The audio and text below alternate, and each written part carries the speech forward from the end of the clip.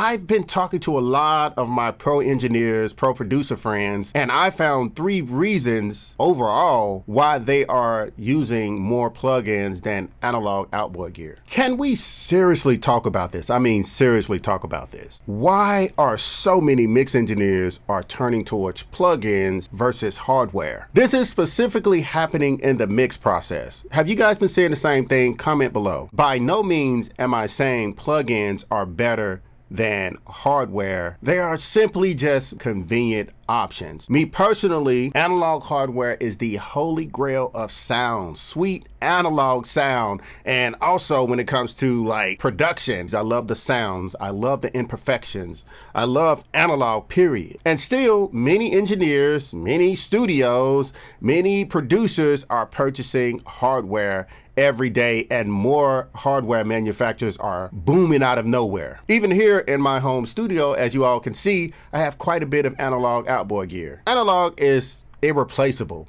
Honestly, I am an advocate for microphones going to a physical preamp and to a physical compressor, an analog compressor. This video is more about the mixing process of song creating. 3 reasons overall why they are using more plugins than analog outboard gear. So let's begin. One reason I found, this is number 1, is recall and quickly going back to make corrections for the artists and the engineer, labels, producers. Imagine having to dial in on every piece of analog gear you have in your studio that you use for that session. You have to take photos, you have to physically go in and turn the knobs, versus with a plugin, you can simply just pull up the session and the artist is happy. And speaking of artists, since I am an artist, producer, engineer, and I do all of my stuff here in my home studio, today's video is brought to you by DistroKid. DistroKid just released an iOS app, and don't worry, they're working on the Android app right now for your mobile devices. So now as an artist, you can conveniently upload your music right from your mobile device. All you have to do is sign up for DistroKid if you haven't already. The link is in the description below. And if you look at the user interface here,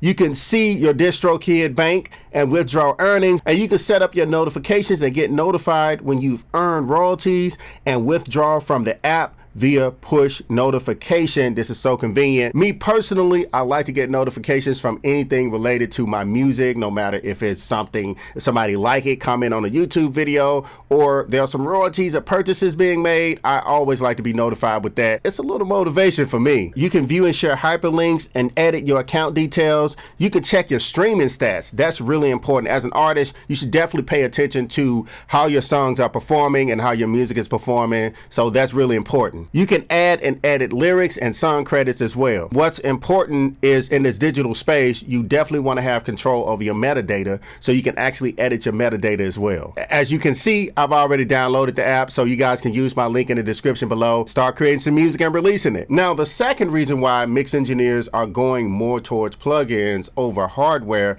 is that it is really expensive. Some hardware costs $10,000 and the average hardware is around $2,000. It sounds great, but it can break the bank. If you invest about 5 or 10 of them, you can easily spend from $10,000 to $100,000 on just analog outboard gear hardware. And number 3 is maintenance. You have some outboard gear like me. I have several tube devices here in my home studio, and I have to replace the tubes from time to time, especially if you do a lot of sessions. Things burn out. They don't last forever. Sometimes the stuff is unavailable. The parts are unavailable. My light bulbs go out and I have to order special light bulbs. A place that actually always have what I have is Analog Classic. They have literally everything when I need it. So once you receive those parts, you have to take apart the hardware. You have to change all the parts out. And of course, as you can see, maintenance is crazy versus pulling up a plug-in